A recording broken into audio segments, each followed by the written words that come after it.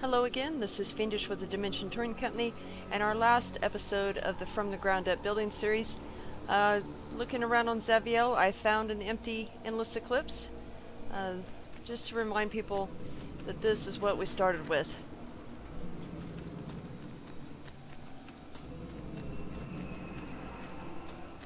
I've just placed the last piece. The end items was 2,483 items out of 2,520. So let's go and check it out.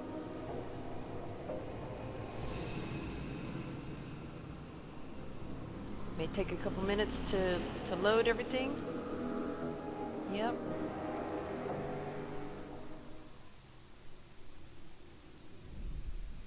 There we go. Here was our changes to the entry point. And I did remove the high-level trees down here as well. And hear that Still More Music box.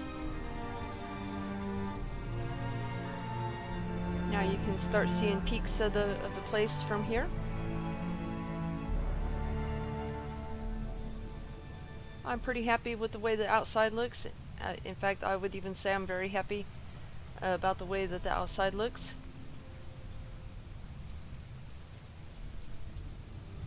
It might not bear too much resemblance to the original Blaze Castle, but for a game interpretation, it's not too bad. I didn't do too many changes to the living room. Did add a little bit of art, we'll get to that. Did add some more decoration to the desk.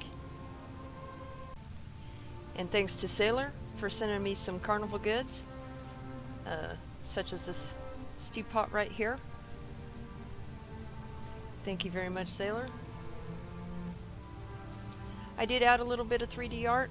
Normally I don't put art in my dimensions, mostly because my skills with it are pretty minimal. Pop up on the table. Take a closer look. Maybe. All I did for this was I took a couple of the figures that I had saved in Toolbox from a recent dimension I did on Greybriar called Seaside Heights, and I put them in here with the backing. On this particular one has a limestone tile and some wood corner posts as a frame. Luckily those figures were all miniaturized so that they don't go through the wall. And I think even so, this thing would have been in the way. Did make some changes to the well again, also thanks to Sailor hooking me up with some of the world event items. I was able to do some work to this hand pump here and add an actual spigot with a plate of lentils and another stew pot. And now we got a dirty dish in the sink. And she insisted that I fix my spatula, so there it is with the stew pot. Actually, that's the potato pot, because once it's turned upside down, it's very easy to hide the spoon that way. So now let's go look upstairs, which wasn't quite finished when we ended the last one. Mostly just placing stuff to occupy space. Add a little bit more depth to that. Another piece of wall art, and this is more like my usual speed here. Got a rusted metal plate, some planks spun out into a circle. These are on a 12-degree arc, and there are 18 planks here to overlap. I've got a yellow Magitech orb, some of the coral. It's a simple coral fan, and some of the grass off the shop. On the vanity, got my pretty basic hairbrush. It's nothing but a wood pole and an upside down broom. You can say that's hairspray or lotion or whatever you want to say it is. 2 Kalari vases make this interesting little egg looking thing. Just a little bit of decoration. come over to this side, and there's our makeup brushes, a powder, some lipstick, and some fingernail polish. One more piece of art. She does not look too happy. Anyone that's been to Seaside Heights knows that I put a bunch of gossiping ladies in there, and this one would be one of those. She's got a limestone rectangle to back her up and a window frame with a cool light to kind of highlight her a little bit. So here's our master bedroom. We've got some pillows made out of burlap sacks, turned end to end, 2 on each side, and then kind of tilted a little bit manually to cover up the existing pillow.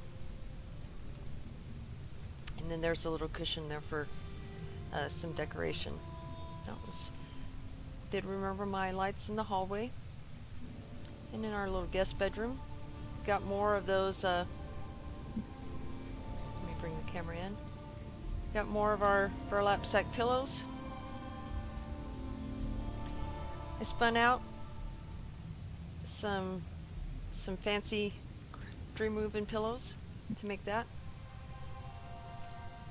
One piece of wall art in here, and this is nothing more than wood corner posts, about halfway spun out. There's 15 of them here on a 10-degree arc, and this vanity has most of the same stuff that the other vanity does. It's just a lot more simpler to denote that this is not the main room. The closets are the same as what we put in the master bedroom.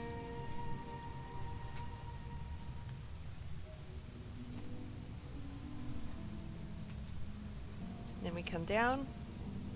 I added a doorway here so that we didn't have just this very long corridor with all this empty space. And I took another one of the Storm Legion wall segments that I grabbed out of the Take a Penny, Leave a Penny dimension with another wall post. It's backed with a black marble rectangle, and it also has a cool light to spotlight it. There's this light right here, and then that is an alabaster amphorae, which is crafted with a blue book lampshade, and there's a white candlestick in there that actually is providing more light. And then this table is 2 Magitech Soul Wells, one upside down to the other one.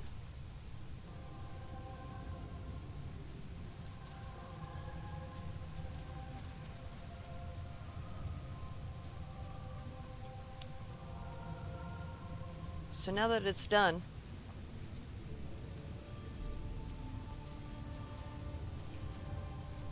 I want to come in, and ideally I would bring a dwarf through.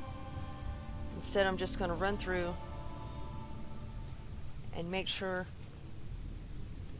that I don't really see anything floating or anything overly out of place. We'll do a run outside, see if we have any bits floating around outside. Just the final check before that we actually say it's done.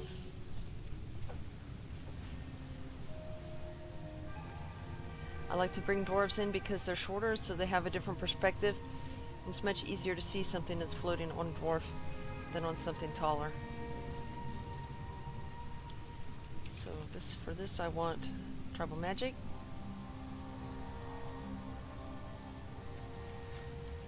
If you've been paying attention to what's going on with the PTS, then you know that there's a camera unlock coming, and that way that would actually eliminate the need to use Magic Carpet or the Tribal Magic add-on for your dimensions, because you'll be able to unlock the camera from where you're standing and use it to fly around your build.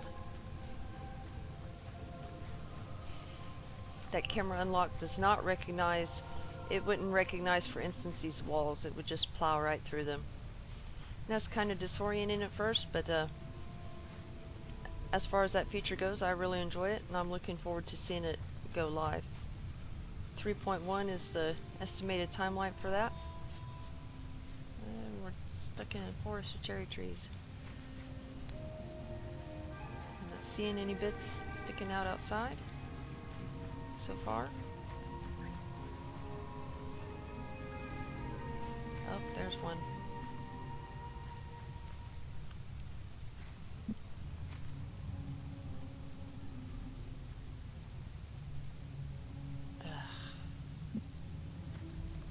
That is why I'll have to fix that when we go back inside. Chances are very slim that anyone that's wandering around out here is going to look up and notice that. But it could happen. And with things like that, I do like to try to fix it.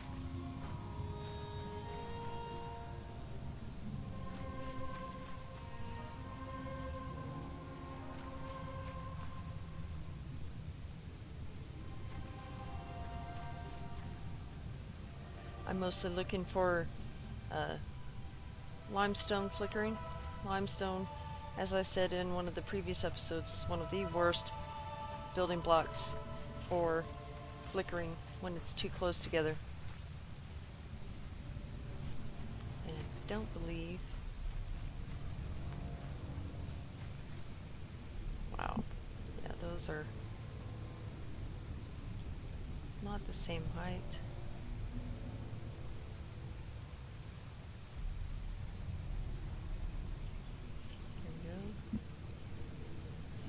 Better. So now let's pick this up, turn this off, and go fix that piece that's sticking out.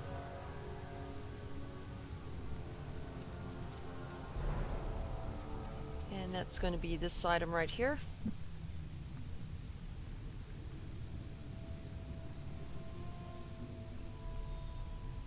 Of course, that makes it not line up right with this.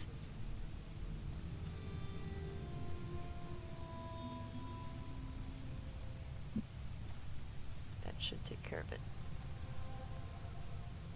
Oh.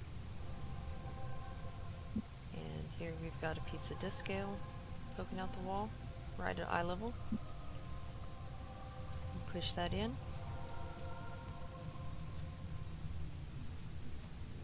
Do another check in here.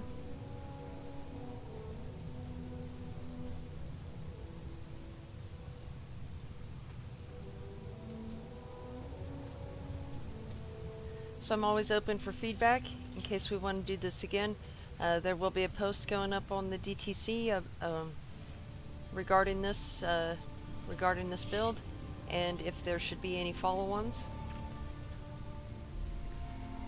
I thank everybody for bearing with me while I ran through my first video series.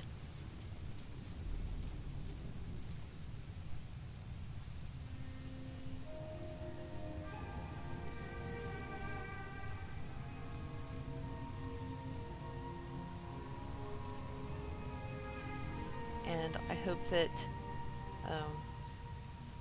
I went in with the assumption that people understood at least the basic dimension controls. So if I went over anyone's head, please, please, please shoot me a message in game or through the Dimension Touring Company blog site or a PM on the forums, and I'll try to answer any questions that anyone might have.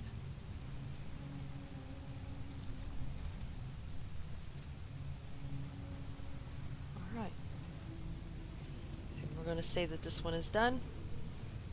Let me award the first vote. And thank you for watching. This is Fiendish again with the Dimension Touring Company, and have a good night.